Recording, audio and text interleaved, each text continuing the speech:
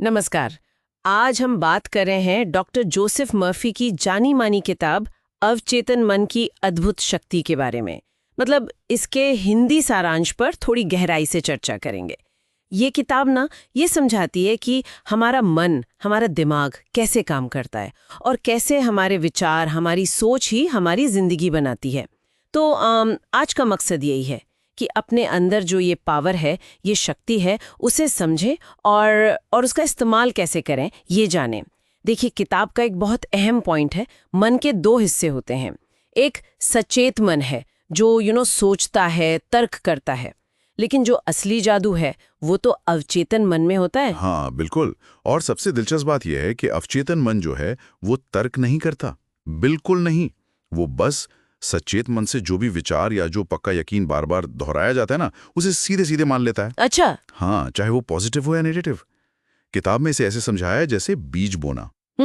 सचेत मन बीज चुनता है, डालता है, और अवचेतन मन उसे उगा देता है बिना सवाल किए। जैसे वो उदाहरण था हाँ। कि अगर कोई सोचे मुझे याद नहीं रहता। हाँ, बिल्कुल। अगर कोई बार बार यही सोचता रहे मेरी याददाश्त कमजोर है, मुझे कुछ याद नहीं रहता, तो अवचेतन मन इसे सच मानकर असल में याददाश्त को वैसा ही बना देता है। बाप रे। तो फिर ये तो बहुत जरूरी है कि हम सही बीज बोएं, मतलब सकारात्मक। वो कैसे करें? हाँ, तो किताब इसका तरीका बताती है। दो चीजों का मेल, कल्पना यानी विजुअलाइजेशन और भावना यानी इमोशन। कल्पना और भावना। हाँ, मतलब जो आप सच में पाना चाहते हैं उसकी एकदम साफ तस्वीर मन में बनाएं।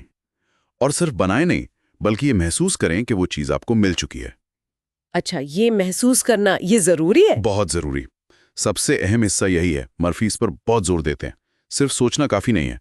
जब हम उस ख्याल के साथ जुड़ी हुई भावनाएं महसूस करते हैं, जैसे कि खुशी या एक तरह का सुकून या आभार, तो वो एहसास, वो फीलिंग अवचेतन मन के लिए एक पक्के निर्देश की तरह काम करती है। वही उसकी प्रोग्रामिंग का बेस है।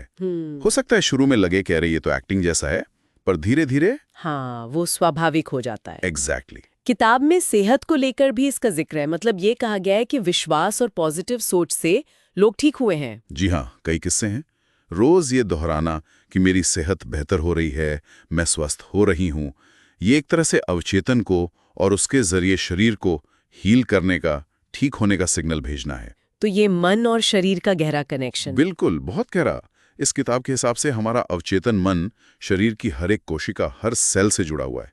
इसलिए जो भी हमारी दिमागी हालत है, उसका सीधा असर हमारी फिजिकल हेल्थ पर पड़ता है। और ये सिर्फ बीमारी ठीक करने की बात नहीं है। अच्छा, हाँ, मतलब ये हमारे पाचन पर, हमारी नींद पर, इन सब चीजों पर भी असर डाल सकता है। वाह। और यही सिद्धांत फिर धन और संपन्नता पर भी लागू होता होगा? हाँ हाँ, बिल्कुल।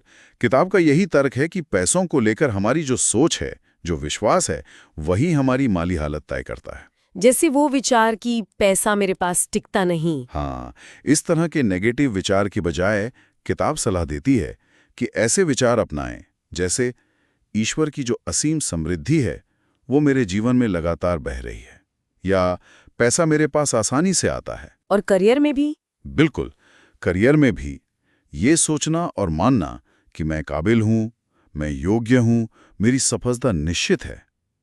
ये अफर्मेशंस, ये सकारात्मक कथन बहुत मायने रखते हैं। तो ये एक तरह से दिखाता है कि बाहर की सफलता अंदर की मानसिक स्थिति का ही आईना है। सही कहा। पहले विचारों को समृद्ध बनाना होता है, अंदर से अमीर महसूस करना होता है, फिर वो चीज बाहरी दुनिया में दिखनी शुरू होती है। ये एक तरह की मानसिक तैयारी है। ठीक है। अच्छा, तो ये सब करने का, ये पॉजिटिव सोचने का, महसूस करने का सबसे अच्छा समय कौन सा है? किताब के अनुसार सोने से ठीक पहले का वक्त बहुत ही महत्वपूर्ण है। सोने से पहले? क्यों? क्योंकि उस वक्त हमारा जो सचेत मन है वो धीरे धीरे शांत हो रहा होता है, थक जाता है दिन भर के बाद, और अवचेतन मन ज्यादा खुला, ज्यादा ग्रहणशील हो जाता है। तो उस समय जो भी निर्देश, जो भी विचार हम उसे देते हैं वो सीधे अंदर तक जाते हैं। तो रोज रात को बस 5 मिनट? हाँ, बस 5-10 मिनट अपनी इच्छा के पूरे होने की कल्पना करना, उसे खुशी से महसूस करना, ये काफी असरदार हो सकता है। बल्कि किताबें पूरी दिनचर्या का सुझाव देती है। सुबह उठकर सकारात्मक संकल्प लें, दिन में जब मौका मिले उन्हें दोहराएं, और रात को सोने से पहले कल्पना करें। मतलब लगातार करना जरूरी है। हाँ, निरंतरता वही कुंजी है। कंसिस्टेंसी इज की। तो कुल मिला के सार ये है कि हमारा अवचेतन मन एक बहुत ही शक्तिशाली साथी है, एक टूल है। जैसा हम लगातार सोचते हैं और महसूस करते हैं, हम असल में वैसे ही बनते चले जाते हैं, चाहे वो सेहत हो, पैसा हो, रिश्ते हो या करियर, सब कुछ। बिल्कुल सही। और ये बात एक दिलचस्प सवाल भी सामने लाती है। क्या कि अगर हमारे विचार सचमुच इतने शक्तिशाली हैं, तो हम अपनी रोजमर्रा की जिंदगी में अपने ख्यालों के प्रति कितने सजग हैं, कितना ध्यान देते हैं कि हम क्या सोच रहे हैं। और जरा सोचिए, क्या हो अगर हम सब मतलब सामूहिक रूप से अपनी इस विचार शक्ति का इस्तेमाल सकारात्मक दिशा में करना सीख जाएं, दुनिया कैसी होगी? ये वाकई सोचने वाली बात है।